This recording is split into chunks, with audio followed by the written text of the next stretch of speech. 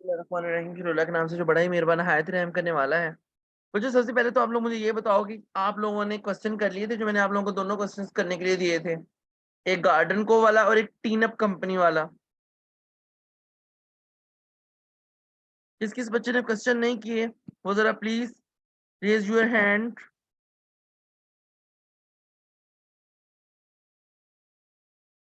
मुझे अभी तक सिर्फ एक बच्चे की फाइल आई थी, तलहा यकूब की, क्वेश्चंस की, और किसी बच्चे की कोई फाइल नहीं आई।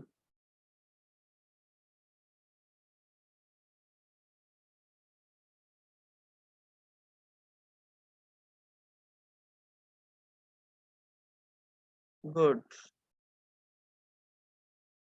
ओके बच्चों, पहले मैं नया पढ़ाऊंगा, उसके बाद में जाते हुए एक क्वेश्चन टीन अप कंपनी वाला जो है ना उसकी डिस्कशन करवा के जाऊंगा।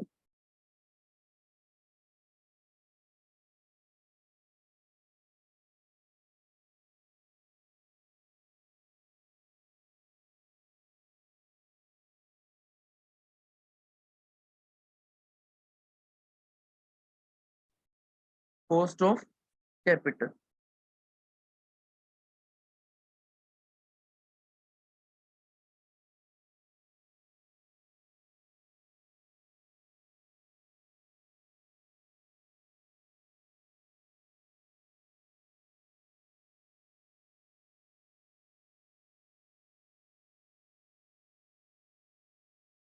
बच्चों हम लोगों ने अल्हम्दुलिल्लाह कॉस्ट ऑफ कैपिटल जो है ना उसका CAPM, cost of equity, cost of debt, cost of preference shares, ये हम लोगों ने सारा जो है ना वो कंप्लीट कर लिए, और हमने इस फॉर्मूले को बैक में पुट भी कर दिया है और हमारा बैक निकल आया है। और इसका हमने एक क्वेश्चन मैंने करवाया था, दो क्वेश्चन आप लोगों ने घर से कर लिए, गार्डन को और टीन अप कंपनी।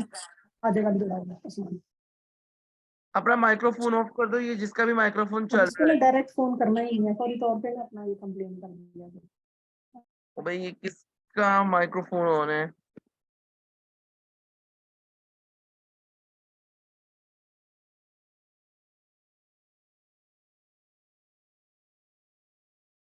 मुझे ये किसी का माइक्रोफोन ऑन था, ये मेरे बैकग्राउंड से आवाजें नहीं आ रही।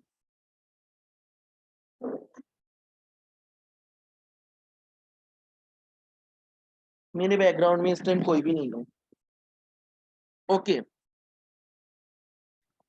बच्चों, आज हम लोगों ने पढ़ना क्या? आज हम लोगों ने कुछ थ्योरेटिकल पॉइंट्स हैं जो कवर करने हैं। क्लियर है? उसके बाद आगे चलते हैं। थ्योरेटिकल पॉइंट्स कवर करने के बाद सबसे पहले तो बच्चों आ जाता है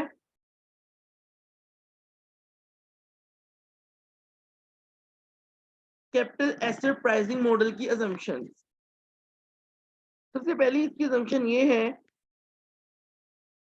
कि capital asset pricing model assume करता है कि investors are rational and they hold a well diversified portfolio, और जिसकी वजह से अनसिस्टेमेटिक रिस्क है ना जो वो खत्म हो गया। मैंने आपको पढ़ाया था कि जब आप इन्वेस्ट करने लगते हैं तो आपको पता है कि there will be two risk, one the unsystematic risk, second one the systematic risk. The unsystematic risk जो है ना वो डाइवर्सिफिकेशन से खत्म हो जाता है कि सारे इन्वेस्टर्स रैशनल हैं and they hold a well diversified portfolio. Clear? That is the assumption. Transaction cost is low or nil. कैपम assume करता है कि सिक्योरिटी को बाय या सेल करने की कोई ट्रांजैक्शन कॉस्ट नहीं होती, और अगर होती भी है तो वो बहुत मिनिमम होती है, बहुत कम होती है। तो ये भी एक इसकी क्या है? अजम्पशन है। वो कहते हैं इन्वेस्टर्स को एक जैसी एक्सपेक्टेशन है अबाउट द मार्केट। हालांकि मैंने आपको बिहेवियरल फाइनेंस पढ़ाया था और मैंने आपको बताया था कि इन्वेस्टर्स को एक जैसी एक्सपेक्टेशन नहीं है, इन्वेस्टर्स को डिफरेंट एक्सपेक्टेशन है फ्रॉम द मार्केट। नेचर के अकॉर्डिंगली हर इन्वेस्टर मार्केट से कुछ डिफरेंट चाहता है। और बच्चों ये market is perfect. Perfect market का मतलब है जहां इंफॉर्मेशन इजीली अवेलेबल हो और कोई बंदा मार्केट को डोमिनेट ना कर सकता हो। लेकिन पाकिस्तान की मार्केट तो ऐसी मार्केट है ही नहीं। यूके, यूएसए की बात करें तो वो परफेक्ट मार्केट्स में आता है, पाकिस्तान में नहीं। क्यों? पाकिस्तान में साहबदार पैसा फेंकेगा, करेंसी एप्रिशिएट हो जाएगी, नून लीग पैसा निकालती है, करेंसी डेप्रिशिएट हो जाती है। तो पाकिस्तान में लोग डोमिनेट करते हैं in the stock exchange market, but UK USA की मार्केट में लोग डोमिनेट नहीं कर सकते।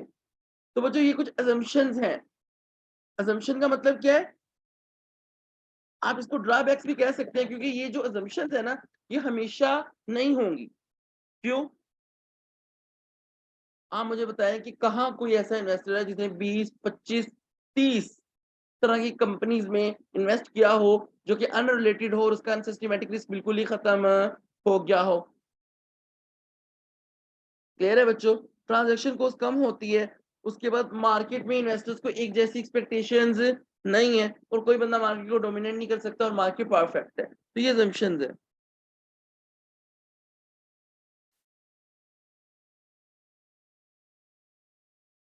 हाँ, कह सकते हैं, लेकिन हमारे यहाँ तो मतलब पॉसिबल नहीं है ना, मतलब जिसे कहते हैं थोड़ा कम है। बच्चों ये भी assumption है, no individual can dominate the market, के कोई बंदा मार्केट को डोमिनेट नहीं कर सकता। डेट इसको भी छोड़ दो, इंफॉर्मेशन को अक्वायर करने की वो कहते हैं कोई कॉस्ट नहीं है। तो बच्चों these are the assumptions of CAPM. कर लोगे आप लोग? किसी को कोई मसला है assumptions में?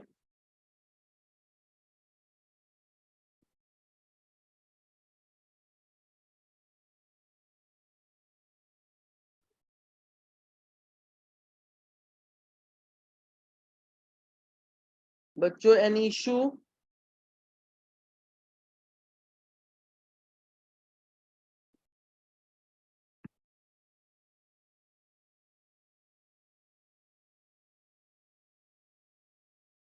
ओके बच्चों, मैंने आप लोगों को पढ़ाया था सिस्टमैटिक रिस्क। सिस्टमैटिक रिस्क का मतलब होता है पूरे सिस्टम का रिस्क, पूरा सिस्टम ही खराब है। मैक्रो इकोनॉमिक फैक्टर्स की वजह से जो रिस्क होता है उसको बोलते हैं सिस्टमैटिक रिस्क। अनसिस्टमैटिक रिस्क तो क्या है? कैपम अज्यूम करते हैं कि अनसिस्टमैटिक रिस्क जीरो हो चुका है, क्योंकि all investors are rational and they will have a diversified portfolio. But systematic risk हमेशा क्या रहता है? मौजूद रहता है, बेशक आपने एक डाइवर्सिफाइड पोर्टफोलियो ही मेंटेन क्यों ना किया हो। क्यों? क्योंकि जो सिस्टमैटिक रिस्क होता है उसके अंदर मैक्रो इकोनॉमिक फैक्टर्स इन्वॉल्व होते हैं, और उनका फैक्ट हर बिजनेस में पड़ता है, किसी पे थोड़ा किसी पे ज्यादा। इवन के जब एक्सचेंज रेट ऊपर नीचे जाता है तो आप लोगों पर भी उसका क्या जाता है? इम्पैक्ट जाता है। आप लोगों पर भी उसका क्या पड़ता है? इम्पैक्ट पड़ता है।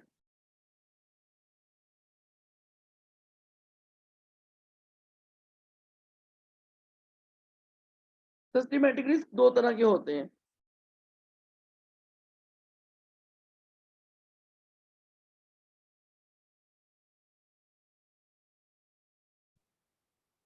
बिजनेस रिस्क और फाइनेंशियल रिस्क। जब ये दोनों रिस्क मिलते हैं तो क्या बनता है? Systematic risk. तो इसका मतलब है कि अब हम लोग सिस्टमैटिक रिस्क जो है उसको थोड़ा सा मजीद क्या करने लगे हैं? एलेबोरेट करने लगे हैं, एक्सप्लेन करने लगे हैं। क्यों? इसकी एक रीजन है, मैं आपको बताऊंगा क्यों। नेक्स्ट, वो जो बिजनेस रिस्क क्या होता है? बिजनेस रिस्क जो है ना, वो दो वजूहात की वजह से होता है। कितनी वजूहात की वजह से? दो। Number one, nature of the business. Number two, high level of fix cost. तो बिजनेस रिस्क का दूसरा नाम ऑपरेटिंग रिस्क भी होता है, ऑपरेटिंग गियरिंग भी बोलते हैं इसे। क्या बोलते हैं? Operating gearing. क्यों? मैं आपको बताता हूँ। बच्चों पहले नेचर ऑफ द बिजनेस। बच्चों बिजनेस जो है ना उसकी नेचर ही रिस्की है, उसके ऑपरेशंस रिस्की हैं, कि कोई बंदा उसमें इन्वेस्ट नहीं करना चाहता, और अगर कोई बंदा उसमें इन्वेस्ट करना भी चाहता है ना तो वो इस बिजनेस को रिस्की कंसिडर करता है, और उसका लेवल ऑफ कॉन्फिडेंस उतना नहीं होता जितना as compare to the different sectors. जैसा कि अगर पाकिस्तान में बात की जाए तो ये जो कंट्रोल शेड, ये पोल्ट्री फार्म का जो बिजनेस है, कई दफा 40-40 दिन में ऐसा जिसे कहते नहीं चूजा मुर्गी में कन्वर्ट होता है कि इतने ज्यादा पैसे मिल जाते हैं, बहुत ज्यादा प्रॉफिट हो जाता है, और कई दफा एक बीमारी की लहर आती है और सारे के सारे क्या हो जाते हैं, उन खा जाती है बीमारी उन्हें। तो ये रिस्की है कंट्रोल शेड का जो बिजनेस है। क्लियर है? अब हम लोग तो यहाँ इस साइड पे रहते हैं, तो हमारे यहाँ तो काफी लोगों ने स्टार्ट किया है, हमारे अपने रिलेटिव्स में, तो हमें पता है कि ये कितना ज्यादा रिस्की है। तो बच्चों किस चीज का रिस्क है? रिस्क उसके ऑपरेशंस का है, उस बिजनेस की नेचर ही रिस्की है। क्लियर है? Number 2, high level of fix cost. जैसे कुछ लोग हैं, उन्होंने नेचर ऑफ द बिजनेस की मैं बात करूं, ये इंस्टॉलमेंट्स पे चीजें जो है ना वो बेच रहे हैं, लेकिन हमारे वाले शहरों में पता क्या होता है, इंस्टॉलमेंट पे चीजें बिक जाती हैं, आगे वो जो लोग हैं वो पैसे नहीं देते, मुकर जाते हैं, बदमाशियां करते हैं आगे से। तो ऐसे बिजनेसेस क्या है, रिस्की है, क्योंकि उनकी नेचर ही रिस्की है। नंबर 2, बच्चों वो बिजनेस जिसकी टोटल कॉस्ट के पोर्शन में फिक्स कॉस्ट का पोर्शन ज्यादा होता है, that risk is known as financial risk. क्यों? Oh sorry, business risk. क्यों बच्चों?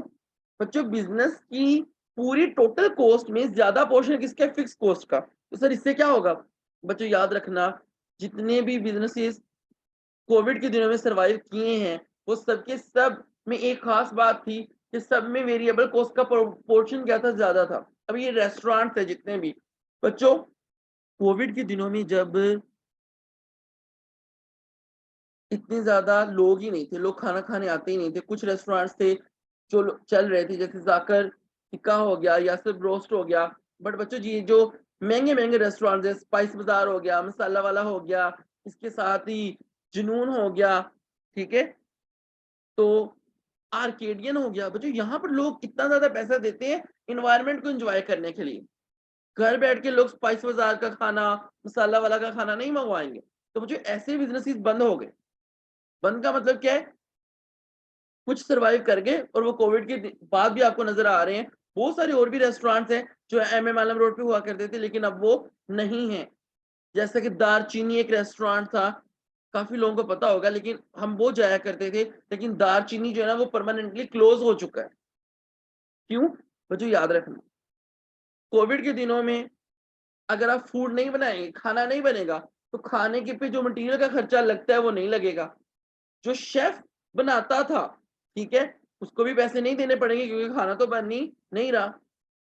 बट बच्चों 15 लाख रुपया रेंट है, MM आलम रोड के ऊपर उनका होटल है, खाना नहीं बन रहा, कुछ नहीं बन रहा, वेरिएबल कॉस्ट को तो अवॉइड कर लिया, but about fix cost, how you can reduce the fix cost, how you can control the fix cost? It is unavoidable, it is uncontrollable. तो बच्चों जो चीज अनअवॉइडेबल अनकंट्रोलेबल है, जब उसका पोर्शन ज्यादा हो जाता है, तो बच्चों वो बिजनेस ज्यादा रिस्की है। मैं ऐसे बिजनेस में इन्वेस्ट नहीं करूंगा, क्योंकि मुझे पता है कि कोई अनफोर्सीन इवेंट आ गया, लाइक कोविड आ गया था जैसे, मेरा बिजनेस सर्वाइव नहीं कर पाएगा। तो मैं अवॉइड करूंगा to invest in that type of business. तो this is the business risk, nature of the business की वजह से, एंड टोटल कॉस्ट के प्रोपोर्शन में फिक्स कॉस्ट का पोर्शन जब ज्यादा होता है, तो इन दो पॉइंट्स की वजह से जो रिस्क होता है, that is known as business risk. Clear है? मैथ्यू, ओ सॉरी स्टीवन, अपना माइक्रोफोन ऑफ करो और इसको पढ़ो, बिजनेस रिस्क को। Yes, sir. Business risk. Business risk arises due to the nature of a company's business operations, क्या मैंने आपको which यही बताया है? क्योंकि बिजनेस रिस्क क्या होता है, वो रिस्क जो कंपनी के नेचर ऑफ ऑपरेशंस की वजह से है, नेचर की वजह से जो रिस्क है, which determines the business sector in which it is classified and to the way in which a company conducts its business operations. Business risk is variability in the shareholder returns that arises as a result of business operations. It can therefore be related to the way in which profit before interest and tax PBIT or operating profit changes as revenue or turnover changes. This can be assessed from a shareholder's perspective by calculating operational gearing, which essentially looks add a relative proportions of fixed operating cost to a variable operating cost. One measure of operational gearing that can be used is 100 into contribution divided by PBIT, although other measures are also used. Okay बच्चों, operational gearing को calculate करने के एक से ज्यादा फॉर्मूले हैं, वो मैं अगला जो चैप्टर आएगा सोर्सेज ऑफ फाइनेंस में उसमें पढ़ा दूंगा। बट जो पेपर में टेस्ट होगा वो कहते हैं ऑपरेशनल गियरिंग बताओ, तो बच्चों आपने कंट्रीब्यूशन डिवाइडेड बाय पीबीआईटी करना है इनटू 100, तो आपको पता लग जाएगा कि आपकी ऑपरेशनल गियरिंग कितनी है। ओके बच्चों, Operational gearing means operational gearing बच्चों अभी तो बता के हटाऊं कि बिजनेस रिस्क को अगर मेजर करना है तो आपको ऑपरेशनल गियरिंग निकालनी पड़ेगी, और ऑपरेशनल गियरिंग में आपको पता लग जाएगा अगर तो आपकी फिक्स कॉस्ट का पोर्शन ज्यादा हुआ, किसका पोर्शन ज्यादा हुआ, फिक्स कॉस्ट का, okay. जिसका मतलब है कि बिजनेस जो है वो ज्यादा रिस्की है। बिजनेस ज्यादा क्या है, बिजनेस ज्यादा रिस्की क्या है, रिस्की है। रिस्की है। क्लियर है बच्चों? Yes, sir. Okay next, Financial risk. Financial risk arises नहीं। due to the पढ़ना नहीं है, बस मैं खुद पढ़ूंगा।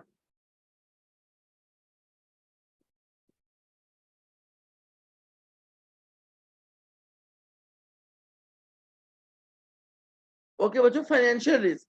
सर फाइनेंशियल रिस्क क्या है बच्चों, इसके बारे में आप लोगों ने को पहले ही पता है कि sir what is the financial risk. Financial risk सिर्फ एक ही वजूहात की वजह से होता है, और वो वजह ये है जब पूरे कैपिटल स्ट्रक्चर में ज्यादा पोर्शन आपका डेट का हो जाए और कम पोर्शन आपका किसका है, इक्विटी का, तो बिजनेस को जो रिस्क फेस करना पड़ता है that is the financial risk. बच्चों एक है स्टीवन का बिजनेस, 70% डेट 30% इक्विटी। एक है तलहा का बिजनेस, 40% इक्विटी 40% डेट 60% इक्विटी। एक है मानवी का बिजनेस, 80% इक्विटी 20% डेट। तो बच्चों अगर देखा जाए तो सबसे कम रिस्की जो है ना वो मानवी का है, और सबसे ज्यादा जो रिस्की है वो किसका है, वो स्टीवन का बिजनेस है सबसे ज्यादा रिस्की, और इसका भी स्टीवन के से कम और मानवी से ज्यादा, इसका तरह का स्टीवन से कम और मानवी से ज्यादा। क्योंकि बच्चों याद रखना, एक बिजनेस है उसके पास अपना पैसा नहीं है, उसने पैसा कहां से उठाया है, मार्केट से।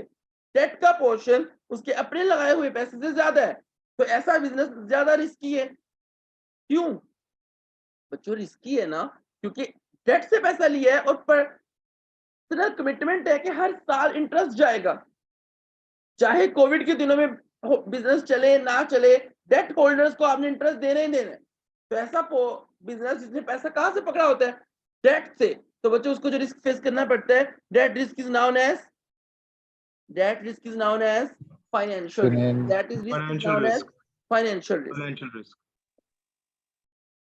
ओके पढ़ो। Financial risk.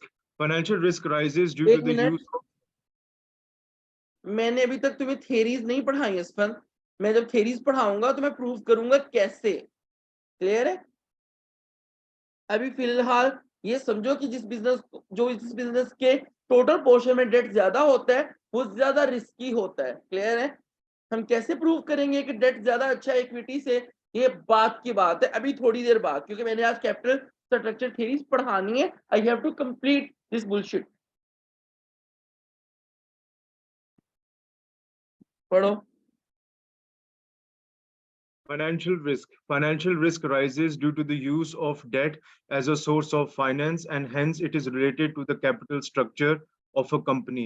Financial risk is the variability in shareholder returns that arises due to the need to pay interest on debt. Financial risk can be assessed from a shareholder's perspective in two ways. Firstly, balance sheet gearing can be calculated. Secondly, the interest coverage ratio can be calculated. बात समझ आई आप लोगों को? Okay sir, आपको कैसे पता लगेगा कि, अब देखो ना, वो आपको कहता है कि मेजर करो बिजनेस रिस्क को, और साथ ही आपको कहता है कि मेजर करो फाइनेंशियल रिस्क को। आपके सिलेबस में वो कह देते हैं फाइनेंशियल रिस्क को मेजर करो। तो जब बच्चों फाइनेंशियल रिस्क को मेजर करना है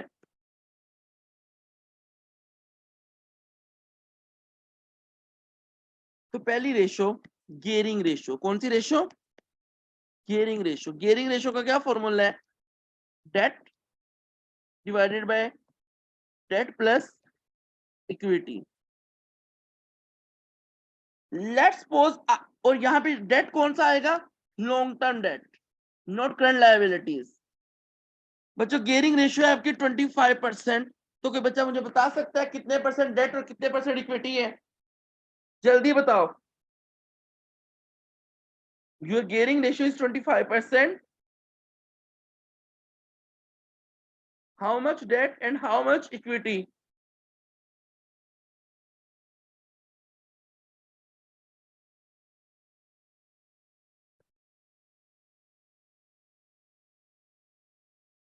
बच्चे इस क्लास में तलहा असफन के अलावा भी बच्चे पढ़ रहे हैं।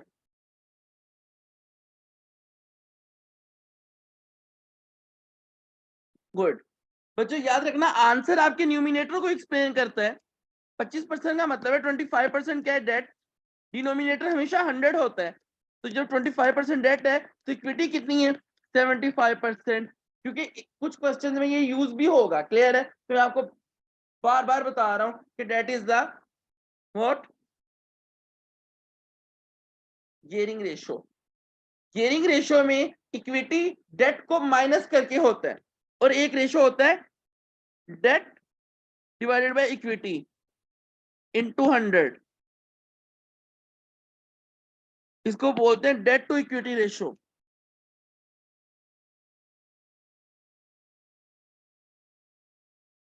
Let's suppose debt to equity ratio 25%। अब मुझे कोई बच्चा बताए डेट कितने और इक्विटी कितनी है?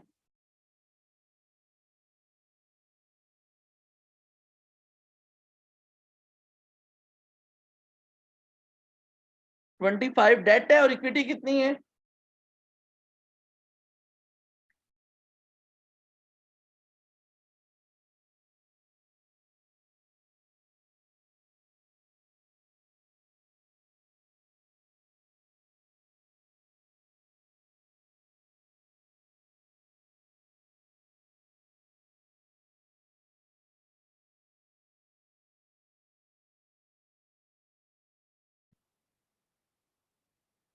मैथ्यू तुम्हारा दिमाग खराब है। सर मैं 25 नहीं हूँ। 100% क्या है? इक्विटी है, क्योंकि डिनोमिनेटर हमेशा 100% होता है, और डेट टू इक्विटी रेशियो में इक्विटी कितनी है? 100%।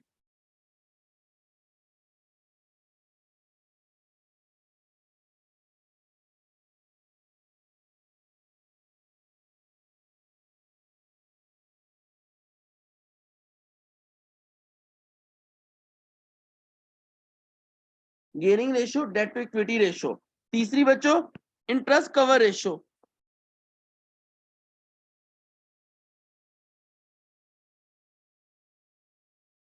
PBIT over interest. तो बच्चों अगर ये रेशियो ज्यादा हो तो इसका मतलब है, लेट्स सपोज आपका 1 लाख का क्या है? पीबीआईटी, और आपका इंटरेस्ट है 20,000। तो क्या आंसर आया? 5 टाइम्स। कितना आंसर आया? इसका मतलब है कि आपका जो पीबीआईटी है वो आपके इंटरेस्ट से 5 गुना ज्यादा है। तो ऐसे बिजनेस को कम रिस्क है, क्योंकि 5 गुना ज्यादा पीबीआईटी है, तो कंपनी इजीली अपना इंटरेस्ट पे कर सकती है। लेकिन अगर पीबीआईटी आपका 1 लाख हो और इंटरेस्ट है माशाल्लाह से आपका 50K। 50,000। क्लियर है? तो बच्चों कितना आंसर आया? 2 टाइम्स। तो ये ज्यादा रिस्की है, ये कम रिस्की है, क्योंकि यहाँ 5 गुना प्रॉफिट है टू पे इंटरेस्ट, यहाँ 2 टाइम्स डबल प्रॉफिट है। तो बच्चों debt is more risky than this. तो ये 3 फॉर्मूलाज हैं जिसके थ्रू आप अपनी फाइनेंशियल गियरिंग, फाइनेंशियल रिस्क को मेजर कर सकते हैं। The gearing ratio, debt to equity ratio, या इंटरेस्ट कवर रेशियो। क्लियर है बच्चों? उसके बाद अगर आपसे कहा जाए बिजनेस रिस्क को मेजर करो, तो एक फॉर्मूला आप लोग ये भी यूज कर सकते हैं, fix cost divided by total cost into 100। तो बच्चों आपको ऑपरेटिंग लेवरेज,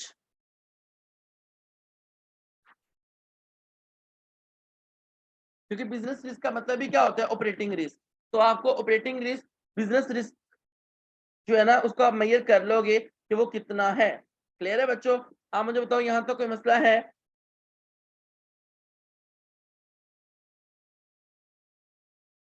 क्लियर है? और ऑपरेटिंग लेवरेज लोग ऐसे भी निकाल लेते हैं, fix cost divided by variable cost into 100।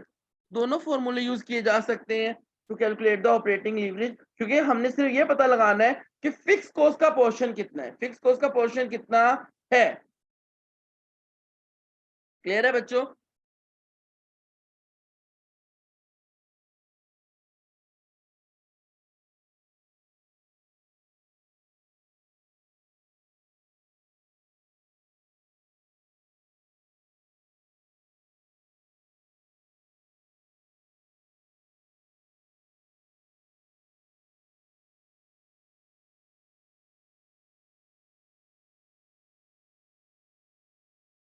क्या हाल है हाफिज तुम्हारा?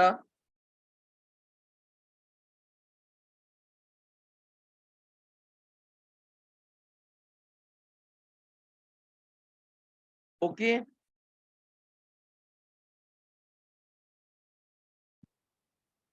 तो बच्चों business risk and financial risk is the systematic risk. पढ़ लो इसे बच्चों, ये हम लोगों ने पहले भी पढ़ा हुआ है, जल्दी से रीड करो इसे Steven. Systematic risk. From the shareholder's perspective, systematic risk is the sum of a business risk and financial risk. Systematic risk is the risk that remains after a shareholder has diversified investments in a portfolio, so that the risk specific to the individual companies has been diversified away, and then shareholder is faced with the risk relating to the market as a whole. Market risk and diversifiable risk are therefore other names for systematic risk. From a shareholder's perspective, the systematic risk of a company can be assessed by equity beta of the company. If the company has debt in its capital structure, the systematic risk reflected by the equity beta will include both business risk and financial risk. If a company is financially entirely by equity, the systematic risk reflected by the equity beta will be business risk alone, in which case the equity beta will be the same as the asset beta. Okay बच्चों, अब आप लोगों को यहाँ पे पता नहीं लग रहा होगा कि ये क्या बातें कर रहे हैं कि और क्या नहीं, इसके बारे में अभी हम समझते हैं।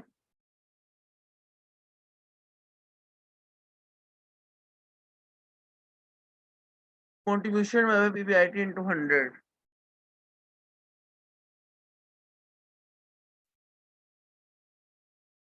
यहाँ आई थिंक सो पीबीआईटी और कंट्रीब्यूशन, वेट अ मिनट,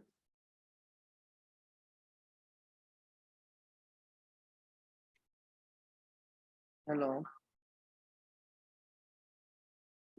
हाँ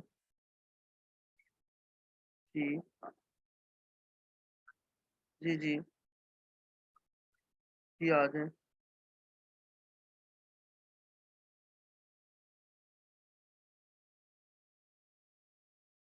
ओके बच्चों, यहाँ तक कोई मसला है तो मुझसे पूछो।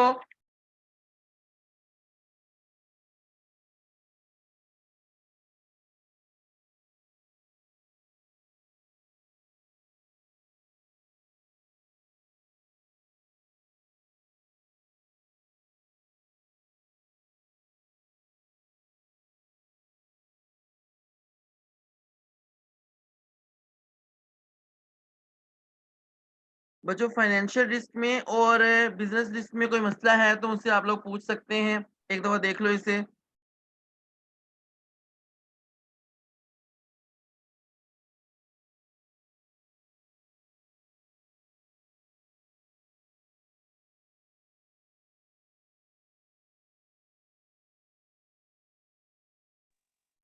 सर ये बता दें कि आपने बताया कि बिजनेस रिस्क जो अगर हमने फाइंड करना है बिजनेस कितना रिस्की है तो ऑपरेशनल गियरिंग के थ्रू फाइंड कर सकते हैं, और जी। जो फाइनेंशियल रिस्क वो इंटरेस्ट से और गियरिंग से फाइंड करना है।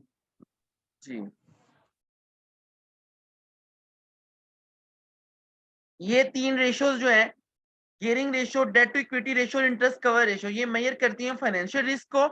और ये ऑपरेटिंग लेवरेज और जो contribution divide by PBIT into 100 है, जो आपकी बुक में रेशियो लिखी हुई है, ये दोनों रेशियो मेजर करती हैं ऑपरेटिंग गियरिंग को। ऑपरेटिंग गियरिंग मतलब बिजनेस रिस्क, ऑपरेटिंग रिस्क। मैंने आप लोगों को बताया था कि आप लोगों के पास 2 क्वेश्चन है।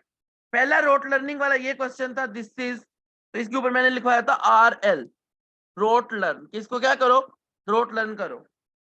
दूसरा बच्चों ये क्वेश्चन है जो पेपर में अक्सर बच्चों को आता है, कई दफा तो वो सिंपल पूछ लेता है,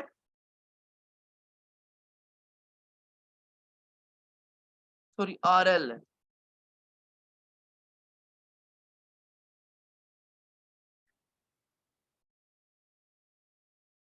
ओके हो गया। This is what, this is rote learning.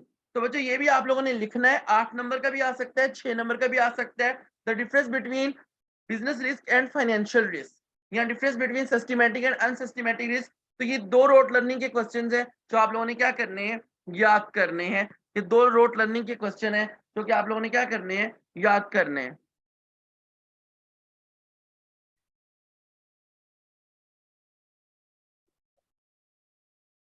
जी असफल, मुझे मत बताओ, मुझे पता है कि मुझे क्या करना है। मैंने भी डिस्कस नहीं किया।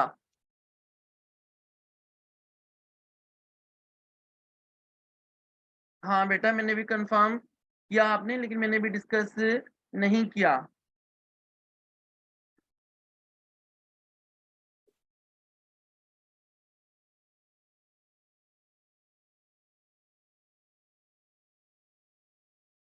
क्लियर है बच्चों?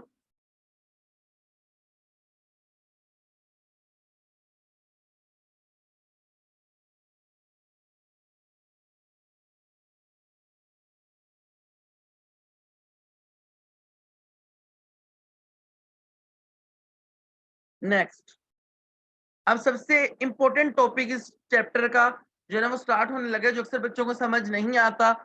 वो सिर्फ एक फॉर्मूला ही है, लेकिन बच्चों को अक्सर समझ नहीं आता, तो आप लोगों ने उसको देखना है। तो देखो, कोई बच्चा मुझे बता सकता है कि सिस्टमैटिक रिस्क को किससे मेजर करते हैं? मैंने अभी तक क्या चीज बताई थी कि जिसके थ्रू हमें पता लगता है कि सिस्टमैटिक रिस्क कितना है? जल्दी से मुझे बताओ, उसको क्या बोलते हैं?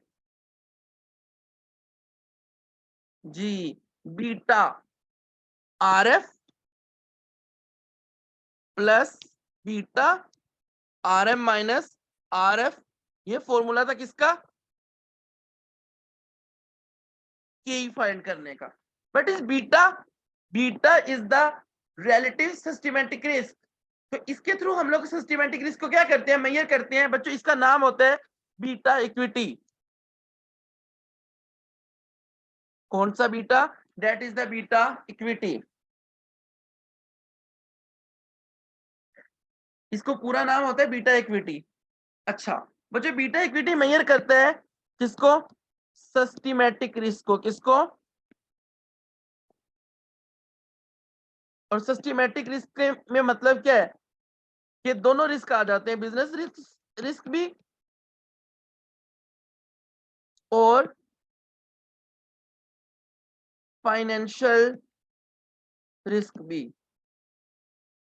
एक ऐसी कंपनी है जिसको बिजनेस रिस्क भी है और बच्चों उसने अपने, उसके पास उसको फाइनेंशियल रिस्क भी है, यानी कि उसके पोर्शन में डेट भी ज्यादा है। तो बच्चों ऐसी बिजनेस का जो रिस्क होता है ना, वो बीटा इक्विटी से मेजर करते हैं। क्लियर है बच्चों? लेट्स सपोज तलहा का बिजनेस था, 70% डेट, 30% इक्विटी। क्लियर है? और बिजनेस रिस्क तो है ही है। तो बच्चों इसके लिए यही फॉर्मूला है, RF plus beta RM minus RF। क्योंकि ये बीटा इसके लिए है क्योंकि इसने इसको दोनों रिस्क फेस करने पड़ रहे हैं। इसका मतलब है सिस्टमैटिक रिस्क के दो पार्ट थे, फाइनेंशियल गियरिंग और ऑपरेटिंग गियरिंग, दोनों इसको फेस करने पड़ रहे हैं क्योंकि इसका बिजनेस भी रिस्की है और इसका 70 और 30% क्या है, डेट और इक्विटी की पोर्शन भी है। एक और बंदा है स्टीवन, बच्चों इसको, इसके डेट में भी 40% डेट है, लेट्स सपोज 60% क्या है, इक्विटी। बच्चों इसको रिस्क थोड़ा है, किससे, तलहा से, लेकिन बच्चों क्योंकि इसने डेट से पैसा पकड़ा है, थोड़ा बहुत रिस्क तो मौजूद है ना, बिजनेस रिस्क तो होगा ही होगा।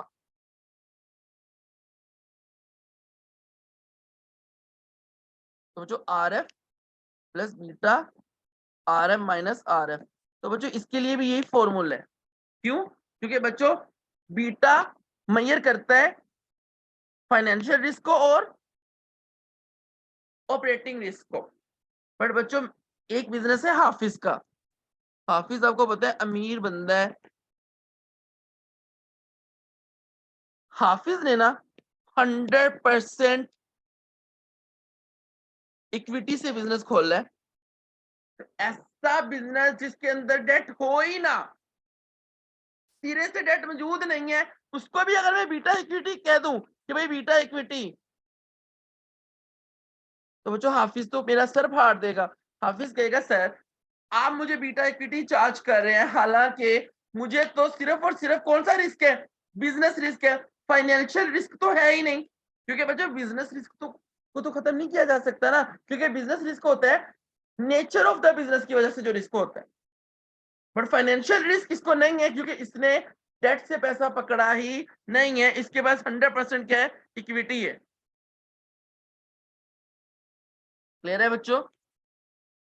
ये बच्चों तेल वाला बिजनेस है, समझ लग गई? तो दिस इज, तो बच्चों ऐसा बिजनेस जिसमें डेट ना हो, सिर्फ इक्विटी ही इक्विटी हो, तो ऐसे बिजनेस को हम बोलते हैं बीटा एसेट। ऐसे बिजनेस को क्या बोलते हैं हम लोग, ऐसे बिजनेस को हम लोग बोलते हैं beta asset.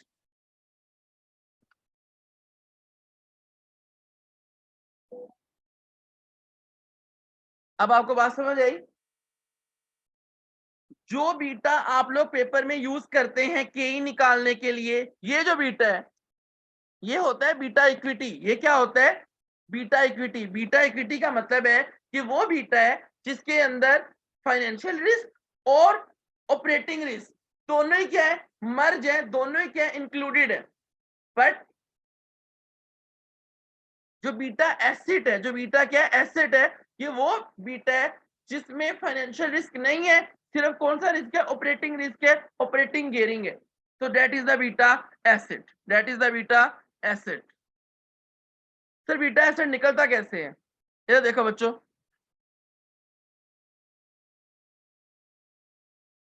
Beta equity into ई डिवाइडेड बाय ई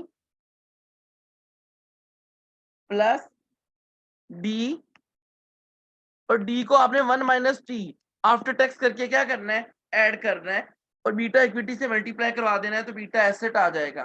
कोई बच्चा मुझे बता सकता है कि बीटा एसेट बीटा इक्विटी से ज्यादा होगा या कम होगा?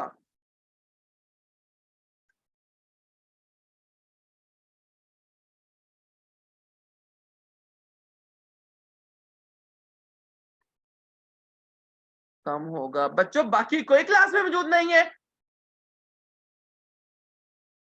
मैंने एक एक की ना धुलाई करनी है वापस आके। हाँ मैथ्यू तुमने तो वैसे ही, तुम ना ही बताते तो बेहतर था।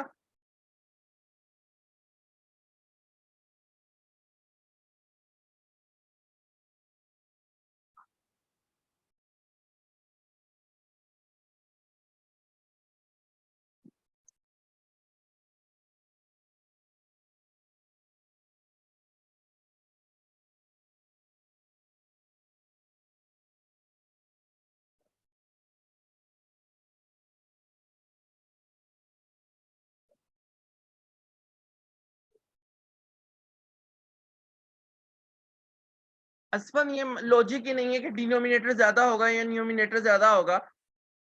आई एम जस्ट सिंपली सेइंग कि कम होगा या ज्यादा होगा। अंधों को भी पता है कि एक ऐसा रिस्क जिसके अंदर फाइनेंशियल रिस्क भी हो और ऑपरेटिंग रिस्क भी हो, वो हमेशा ज्यादा होगा उससे जिसमें सिर्फ ऑपरेटिंग रिस्क है, बिजनेस रिस्क है।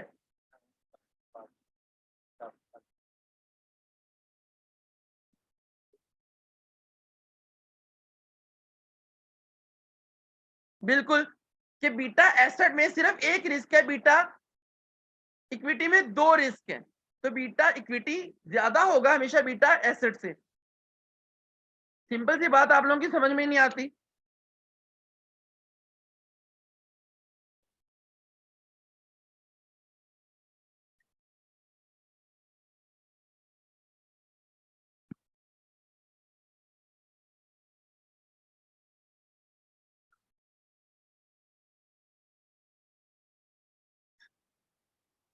अब अगला क्वेश्चन सुनो।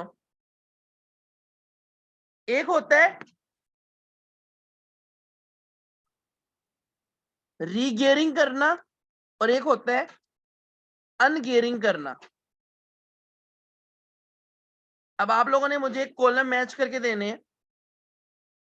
अगर मैं कहूं कि मैंने बीटा एसेट से बीटा इक्विटी पे जाना है, और अगर मैं कहूं मैंने बीटा इक्विटी मुझे गिवन है, मुझे बीटा एसेट पे जाना है, इसमें किसको रीगियरिंग बोलेंगे और किसको अनगियरिंग बोलेंगे? और तलहा असफन के बगैर बच्चे आंसर्स देंगे, तलहा और असफन ने आंसर नहीं देना।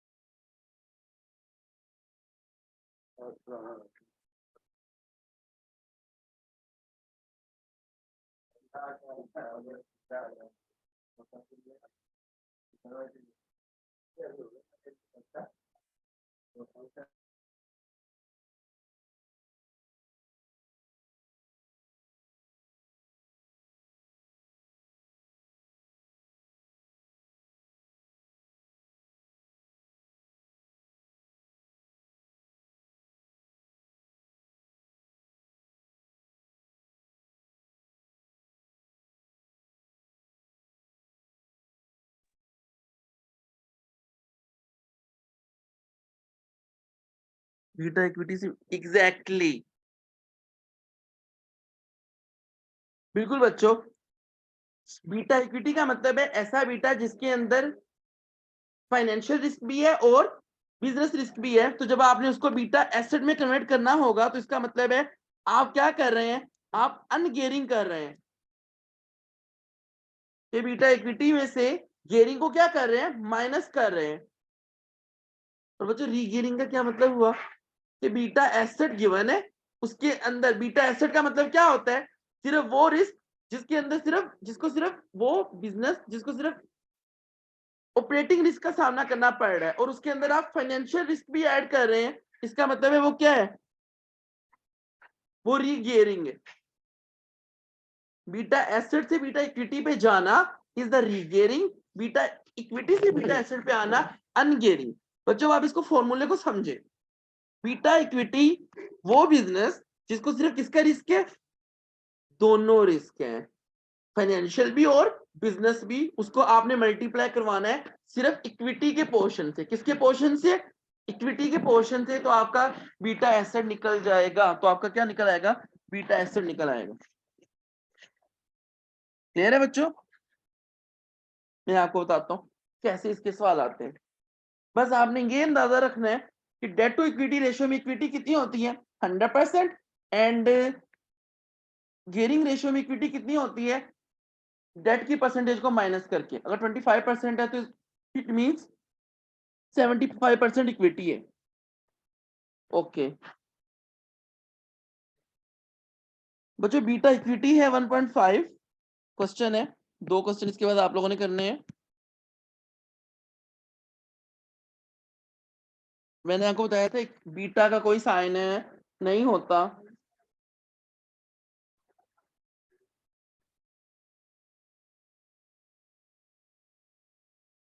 मार्केट वैल्यू ऑफ इक्विटी है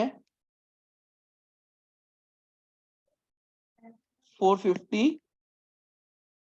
मार्केट वैल्यू ऑफ डेट है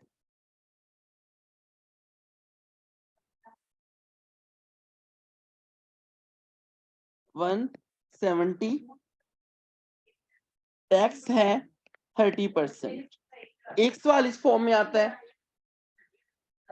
मैं 2-3 तरह से ये सवाल करना सिखाऊंगा।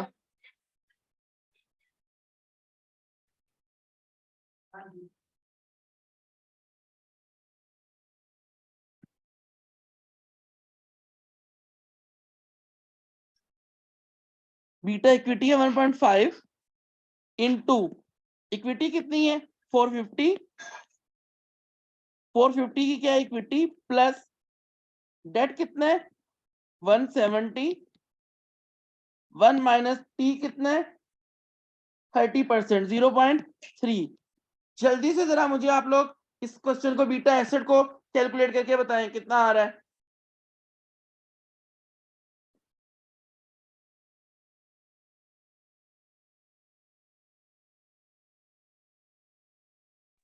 One point 1.19, 1.20.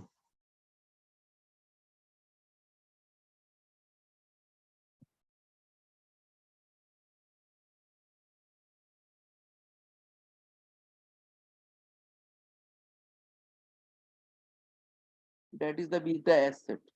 अब वो बिजनेस खुश है, पहले वो बिजनेस खुश नहीं था, उसने कहा लिसन मुझे भी तुमने क्या चार्ज कर दिया बीटा इक्विटी 1.5, हालांकि मैं एक ऐसा बिजनेस हूं जिसकी 100% इक्विटी है, मैंने लिया ही नहीं पैसा डेट से, वो कसमें खा रहा है। तो इसका मतलब उसको बीटा क्या चार्ज होना चाहिए, कम चार्ज होना चाहिए, क्योंकि वो रिस्क कम फेस कर रहा है। तो ऐसे बिजनेस को फिर हमें फायदा है ना, फिर हमें ऐसे बिजनेस को रिटर्न भी क्या देना पड़ेगा, कम देना पड़ेगा।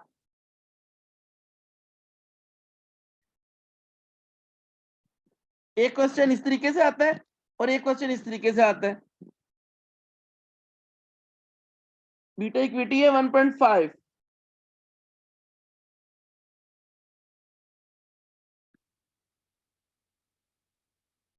गियरिंग रेशियो है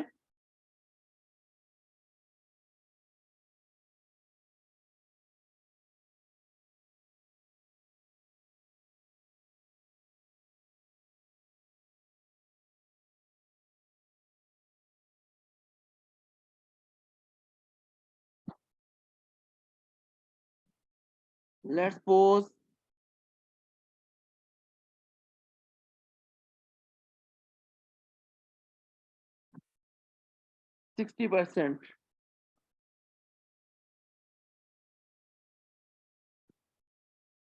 टैक्स है 30%, बीटा एसेट निकालना है 1.5 की beta equity into gearing ratio 60 है, तो इसका मतलब इक्विटी कितनी है 40 ऊपर आ जाएगा प्लस 40, डेट कितने 60, और 60 को 1 माइनस 0.3 कर दिया जाएगा। जल्दी से सवाल सॉल्व करो।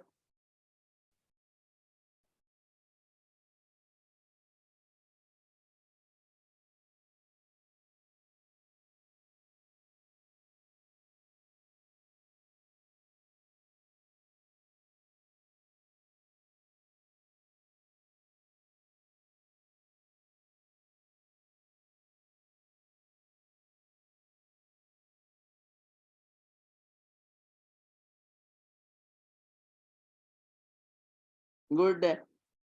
अगर यही क्वेश्चन होता, वो गियरिंग रेशियो ना देता, वो कह देता कि गियरिंग रेशियो की बजाय वो कह देता कि डेट टू इक्विटी रेशियो है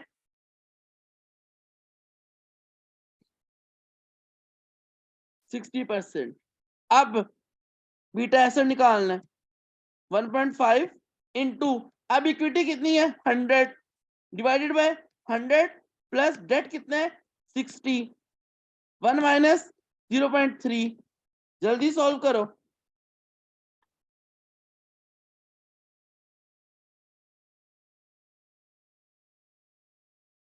ये डेट टू इक्विटी रेशियो में 60% डेट नहीं होगा?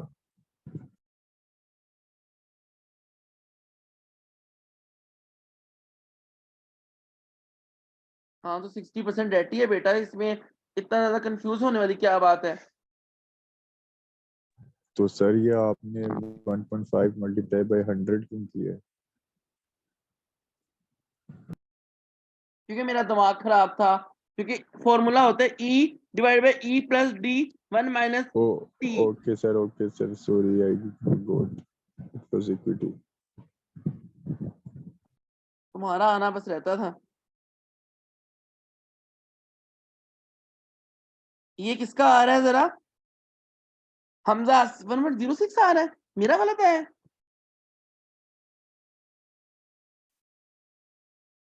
रुको मुझे चेक करने दो।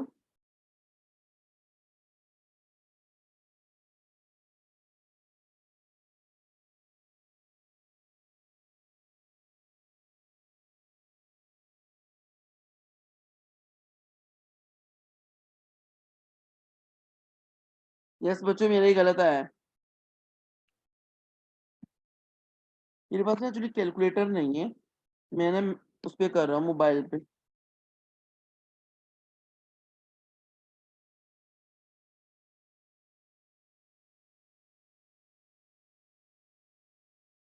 मुश्किल था।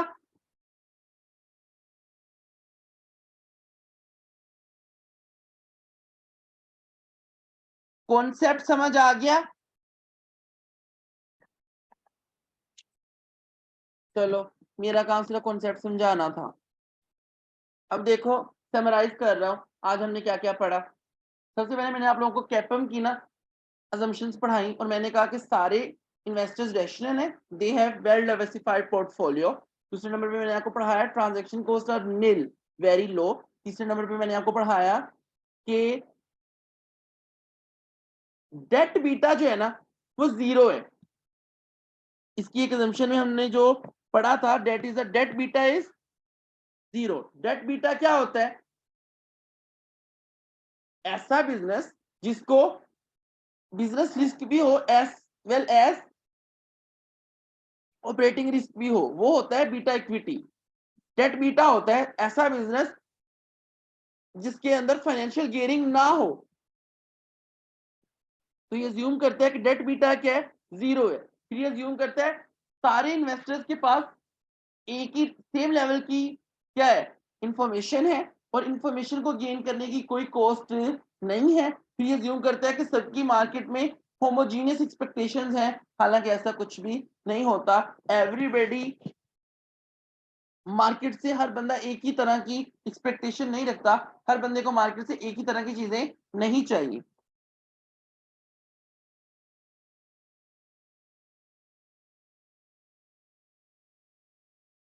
बात समझ आ गई आप लोगों को?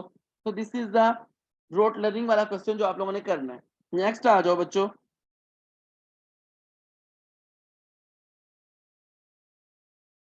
ओके बच्चों, अगले पेज पे होगा आप लोगों के सामने लिमिटेशन। क्या?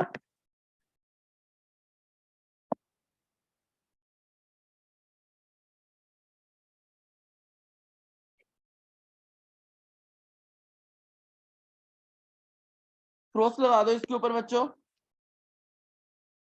ये आप लोगों ने नहीं करना। अच्छा सर, अगर पेपर में आ जाए, पहली बात तो लिखने के लिए नहीं आएगा, रोट लर्न के लिए कभी भी नहीं आएगा। हाँ, एमसीक्यू आ जाए बच्चों तो याद रखना, जो अजम्पशंस है वही क्या है? लिमिटेशंस है। कोई एक भी लिमिटेशन नहीं है, सारी पुरानी है। बेशक आप इसको पढ़ के देख लेना, सारी वो है, सिर्फ थोड़ा सा ना इसको एग्जेजरेट करके जो है ना वो चीजों को बताया गया है, एलेबोरेट किया है एग्जामिनर ने। क्लियर है? वरना सब वही है, वही बकवास, बार बार बार बार एग्जामिनर सिर्फ बढ़ा रहा है बात को। क्लियर है? और assumptions में हमने बात को टू दी पॉइंट देखा है, और concept is the to the point देखना, क्योंकि जब रोट लर्निंग का क्वेश्चन ही नहीं इसमें से आना तो हम लोग इसको क्यों रट्टा मारे? तो ये आप लोगों ने नहीं करना।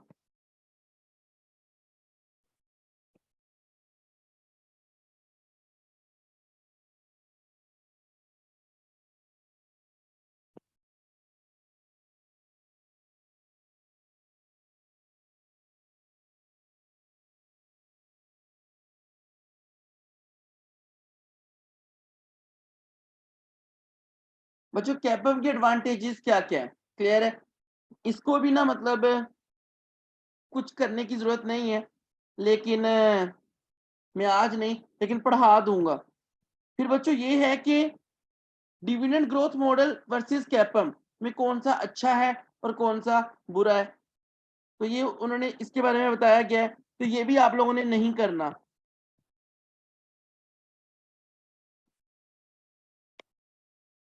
इसको क्रॉस कर दो।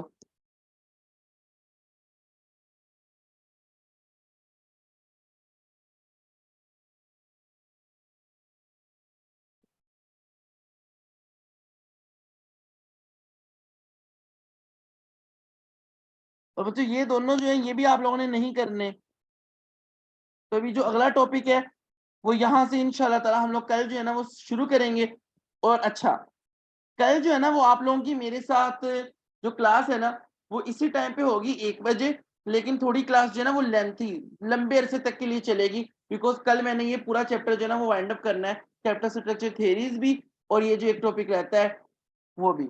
अच्छा, अब आप लोगों को लग रहा होगा सर ने इतना कटवा दिया तो शायद ये इंपॉर्टेंट ना हो। बच्चों याद रखना, जो एक दफा रीड करना चाहे वो रीड कर ले, इसके अंदर अजम्पशंस वगैरह ही लिखी हुई हैं। और जहां तक बात रही कि डिविडेंड ग्रोथ मॉडल अच्छा है या कैपम अच्छा है, तो मैंने आप लोगों को पहले ही बताया था कि कैपम is much better than dividend growth model. क्यों, मैं आपको बताता हूँ क्यों। जो डिविडेंड वैल्यूएशन मॉडल है ना उसके अंदर हम लोग कंपनी को वैल्यू करते हैं डिविडेंड की बेस पर, तो व्हाट अबाउट एक कंपनी वो डिविडेंड दे ही नहीं रही, a company is not providing the dividend, एक कंपनी वो डिविडेंड नहीं दे रही, तो फिर इसका मतलब क्या है, उस कंपनी की मार्केट वैल्यू जीरो है, उस कंपनी के शेयर की कोई वैल्यू नहीं, वो कंपनी फ्री में आपको शेयर दे देगी? नहीं। इसका मतलब क्या है कि डिविडेंड ग्रोथ मॉडल जो है, अब ग्रोथ रेट जो है डिविडेंड एक कांस्टेंट ग्रोथ से बढ़ेगा, वो भी एक assumption है, हालांकि असल में ऐसा नहीं होता, डिविडेंड कांस्टेंट ग्रोथ के साथ बढ़ता नहीं है। फिर कुछ कंपनीज हैं जो शुरू के सालों में डिविडेंड देती ही नहीं, या वेरी लो डिविडेंड देती हैं, या कांस्टेंट डिविडेंड देती हैं, तो ये सब क्या है, ये सब assumptions हैं। क्लियर है? लेकिन यहाँ पर रिस्क और रिटर्न की गेम है, और मैंने आपको पहले ही बताया था इंटरेस्ट रेट वाले चैप्टर में कि higher the risk higher the reward, lower the risk lower the reward, no risk some reward. Clear है बच्चों? तो यहाँ पर जब आप लोग गवर्नमेंट बॉन्ड में इन्वेस्ट करेंगे तो आपको RF रिस्क फ्री रेट मिलेगा। अगर आप उसको छोड़ के मार्केट में आएंगे, शेयर में इन्वेस्ट करेंगे, तो RF के साथ साथ आप लोग बीटा भी कमाएंगे। क्यों? क्योंकि बच्चों यहाँ पर आपको रिस्क फेस करना पड़ रहा है, तो आपको रिवॉर्ड भी थोड़ा मिलेगा ज्यादा।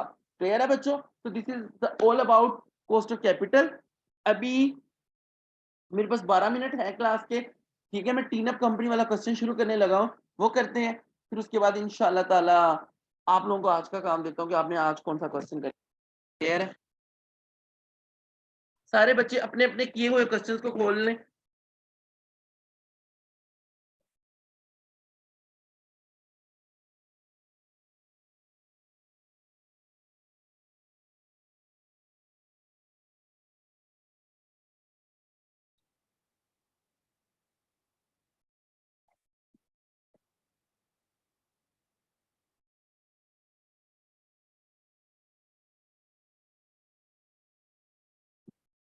जिसने नहीं किया जरा चैट बॉक्स में मुझे वो बच्चा सामने आ जाए, इससे पहले कि मुझे उसको सामने लाना पड़े।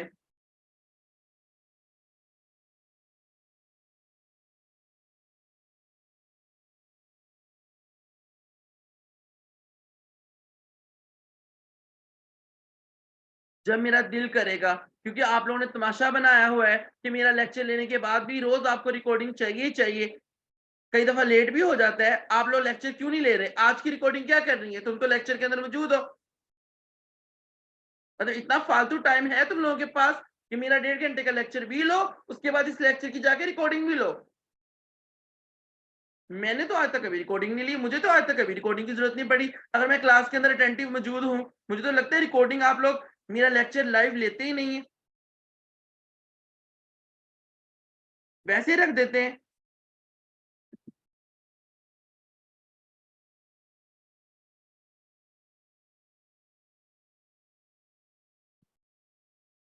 बेचने,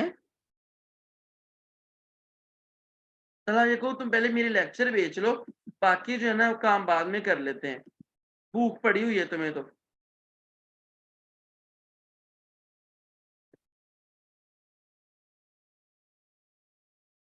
स्टीवन पढ़ना शुरू करो। हाँ माशाल्लाह से मैं बताता हूँ, सिर्फ और सिर्फ इस टाइम 9 पार्टिसिपेंट्स हैं और जब क्लास स्टार्ट हुई थी 16-17 बच्चे मौजूद थे। अब ये जो बच्चे आज नहीं है, इनको देखो मैं क्या हासिल करता हूँ, ये जिन्होंने क्विट की है, अब कोई रिकॉर्डिंग नहीं आएगी आज की, बस ये बात याद रखना, नो रिकॉर्डिंग आज से लेके एंड तक, अब कोई रिकॉर्डिंग नहीं आया करेगी। जिसने क्लास लेनी है लाइव क्लास ले। हम जब लाइव आके पढ़ा सकते हैं तो आप लोग लाइव आके सुन क्यों नहीं सकते?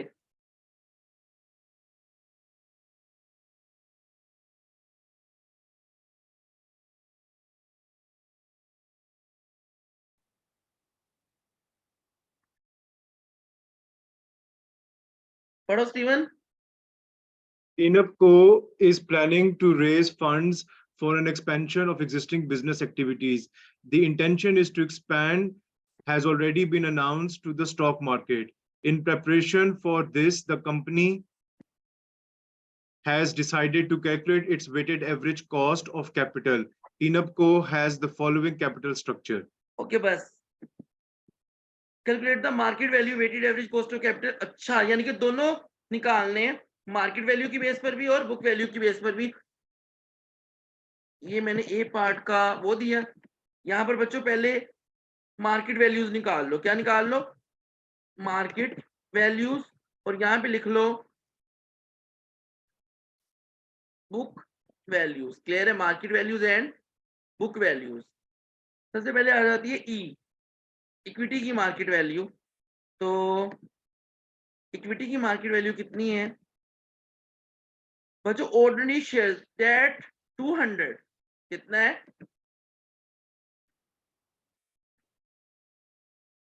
200 मिलियन की क्या है, आपने शेयर जो है ना वो फंड रेज किया है शेयर इशू करके 200 मिलियन का, और एक शेयर की पार वैल्यू है 50 सेंट्स,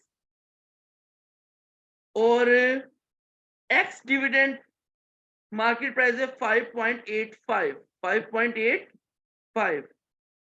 तो 200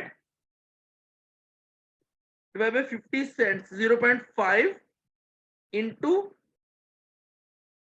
मार्केट वैल्यू पर शेयर कितनी है? 5.85। यहां तक किसी बच्चे को कोई मसला है तो वो मुझसे पूछ सकता है।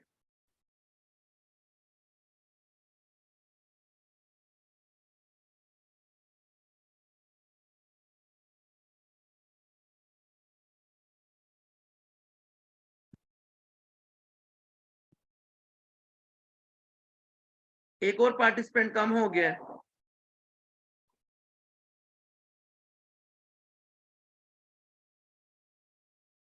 लोन नोट्स 200 मिलियन के लोन नोट्स है। नॉमिनल वैल्यू पार वैल्यू तो हमेशा 100 होगी, मैंने आपको बताया था, और 103.50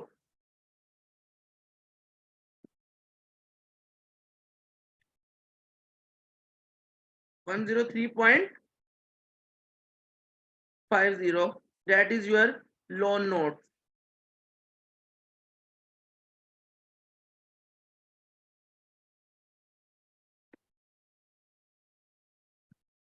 that is D is equal to sum E और, तो बच्चों ये आपकी क्या आ गई? मार्केट वैल्यूज आ गई, और इसके अंदर बस यही है क्योंकि ये क्वेश्चन जो है ना,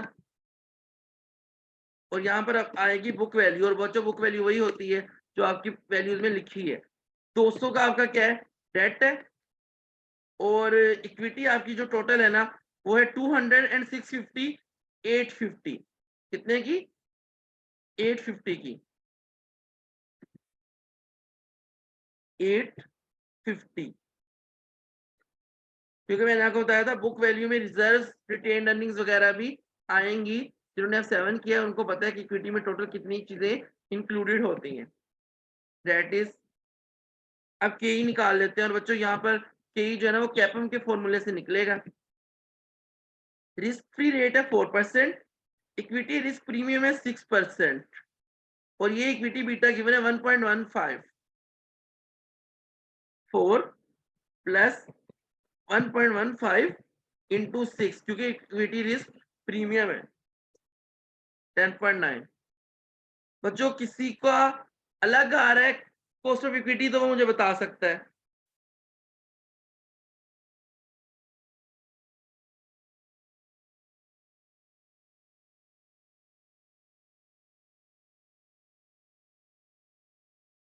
केडी निकालते हैं। Years, cash flow, present value, years 1 2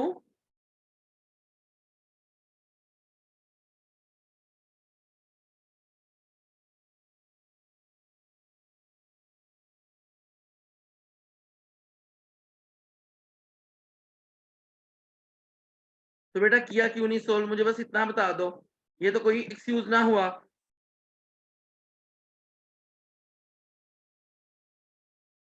The loan notes have a nominal value इतनी and are currently trading on stock market, ये इसकी प्राइस है। 6 years बाद रिडीम होना है 6% प्रीमियम पे, और बच्चों इंटरेस्ट रेट कितने है 6%, और टैक्स रेट कितने है 25%। 1 to 6 और ये है 6 ईयर, 6वां साल। तो बच्चों यहाँ पर 6% आना है, तो इस 6 आएगा, इसको आफ्टर टैक्स कर लो 0.75 से।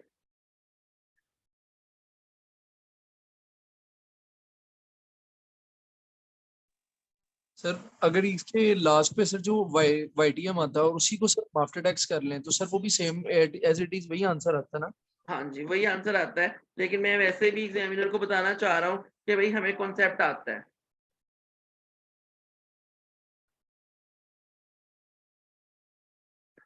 अब लो ईयर्स मैंने कहाँ लिखे हुए हैं और ये मैं कहाँ कर रहा हूँ, ये ईयर्स है, ये कैश फ्लोज है, और ये प्रेजेंट वैल्यूज है। बच्चों 10% के रेट पे क्या,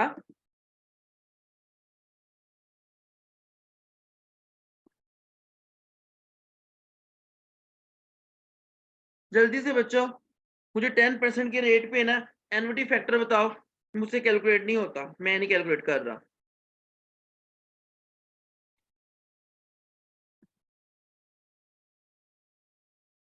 ये क्या है,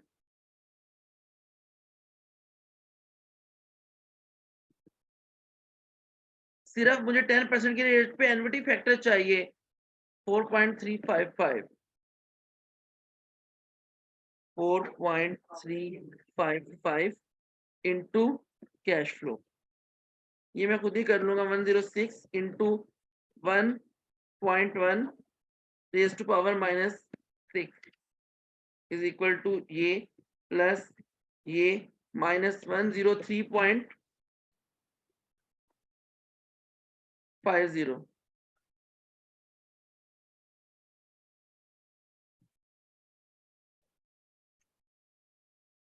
दिस इज नेगेटिव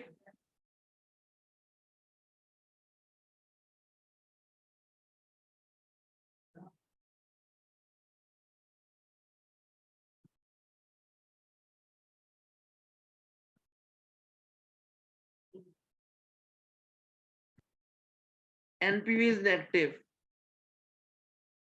मैथ्यू तुम मेरे हाथ से मर मत जाना है आज, दिमाग तूने खाया पड़ा है।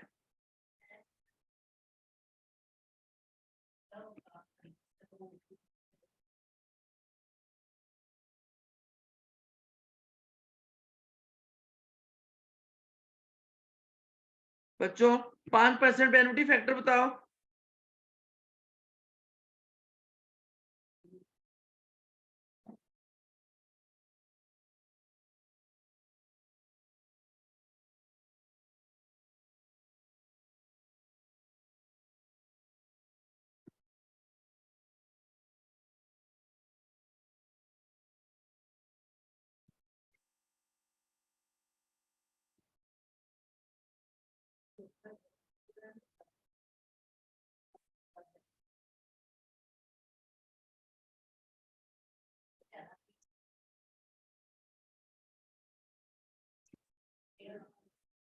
माइनस 103.5।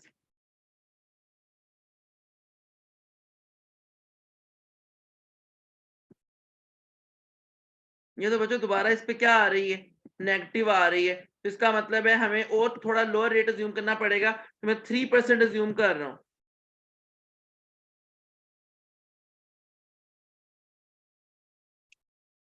थ्री, और इसको भी जरा कन्वर्ट करो।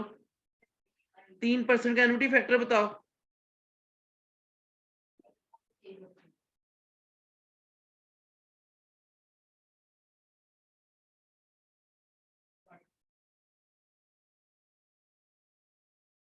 बच्चों मैंने आपको बताया था कि अगर आपका आंसर 10% पे पॉजिटिव आ रहा है तो दूसरा रेट हायर अज्यूम करना पड़ेगा फॉर द नेगेटिव। अगर 10% पे नेगेटिव आ रहा है दूसरा रेट लोअर अज्यूम करना पड़ेगा फॉर द पॉजिटिव। और अगर उस पे भी जो है वो नेगेटिव ही आ रहा है तो उससे 1-2% और पीछे जाना पड़ेगा। तो मुझे 3% पे एन्युटी फैक्टर बता दो बस। 5.417।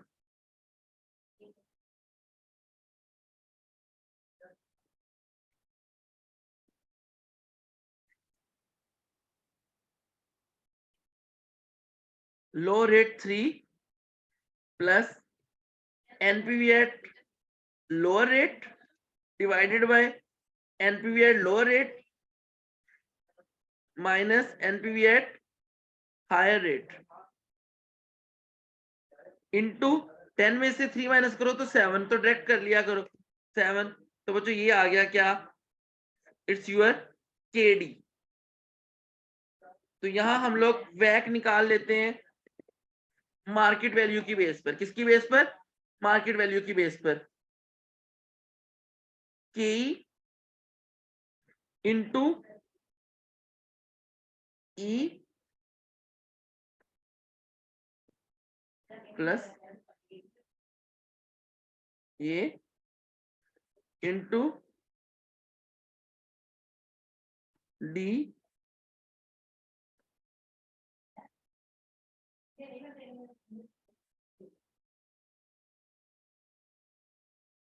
It's the वैक।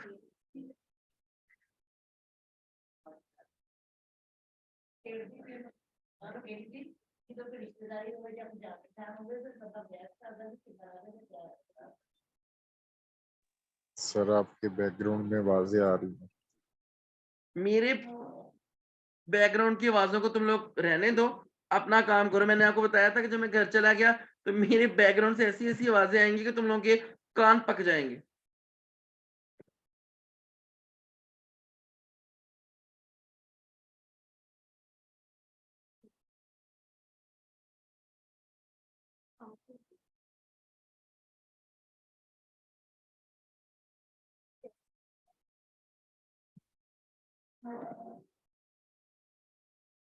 बुक वैल्यू की बेस पर K into E divided by total capital structure K D into D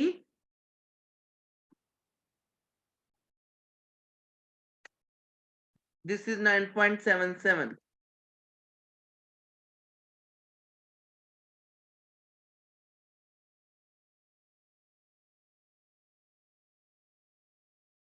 बच्चों प्लीज चुप कर जाओ, गंदी गंदी बातें ना करो चैट बॉक्स में। तो बच्चों ये वैक आ गया है आप लोगों का मार्केट वैल्यू की बेस पर और उसकी बेस पर। और ये जो भी मैथ्यू के नाम से यूज कर रहा है ना उसका चैट बॉक्स, एक दफा बस मुझे पता लग जाए कि ये शेख है, फिर देख मैं शेख तुम्हारा क्या हशर करता।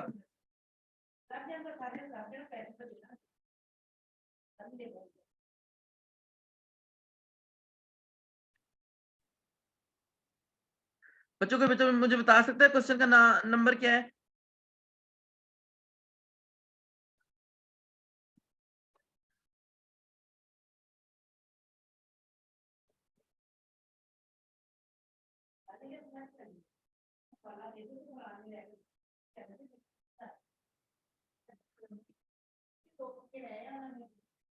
Fifty four.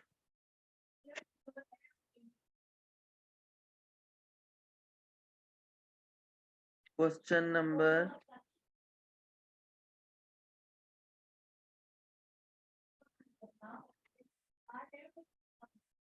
ओके बच्चों, मार्केट वैल्यू 10.4% और बुक वैल्यू की बेस पर 9.7। ओके तो बच्चों हमारा बिल्कुल ठीक है, 10.4 और 9.7 क्लियर है बच्चों। So this is the question, ये हो गया है।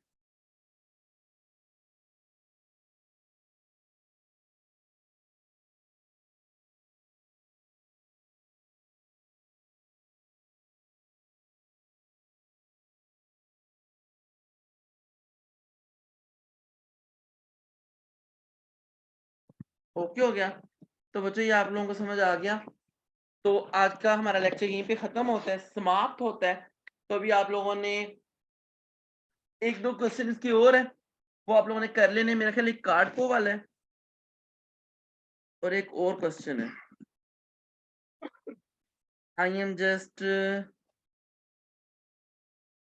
Wait a minute, I am trying to find out.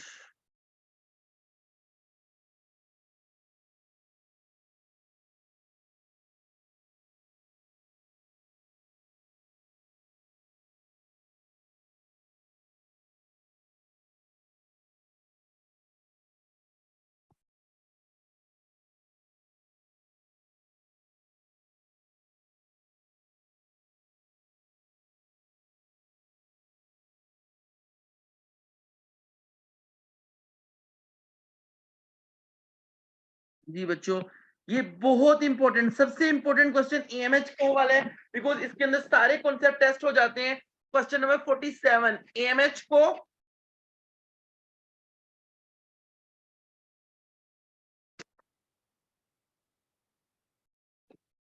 Question number 47 AMH को एंड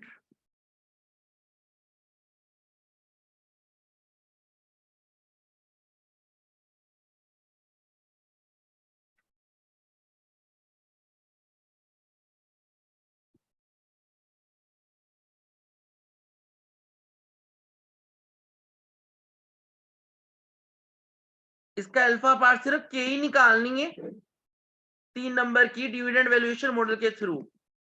कार्ड को की सिर्फ के ही निकालनी है, अल्फा पार्ट और एएमएच कंपनी वाला सारा क्वेश्चन, ये दो क्वेश्चन आप लोगों ने कल घर से करवा के लेके आने हैं।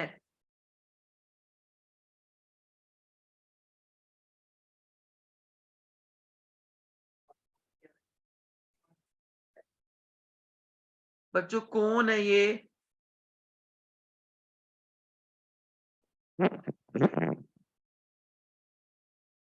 तलहा तुम्हें ये कौन लग रहा है?